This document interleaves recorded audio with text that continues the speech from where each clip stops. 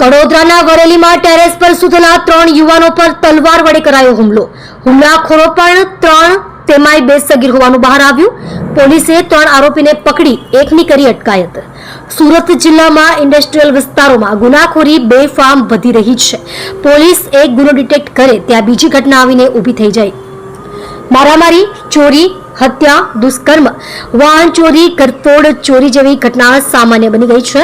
ત્યારે કડોદરાના વરેલી ગામની હદમાં આવેલ સોસાયટીમાં ટેરેસ પર સૂતેલા 3 યુવાનો પર એ જ વિસ્તારના 3 યુવાનોએ તલવારથી હુમલો કર્યો હતો, જેમાં 3 ઈજાગ્રસ્તોને સારવાર માટે હોસ્પિટલ ખસેડાયા હતા. જોકે હથિયાર સાથે હુમલો કરનાર 3 આરોપી પૈકી 2 સગીર નીકળતા પોલીસે એકની અટકાયત કરી વધુ તપાસ હાથ ધરી છે.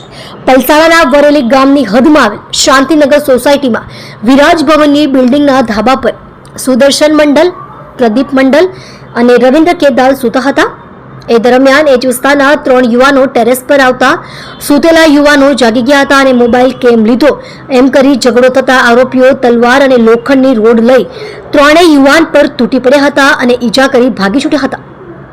ટેરેસ પર સૂતેલા યુવાનો ઈજાગ્રસ્ત થતા કડોદરા પોલીસ દોડતી થઈ હતી અને ગણતરીના કલાકોમાં 3 આરોપીને ઝડપી લીધા હતા. જોકે 3 પૈકી 2 આરોપી સગીર હોવાથી પોલીસે એકની અટકાયત કરી પૂછપરછ શરૂ કરી છે.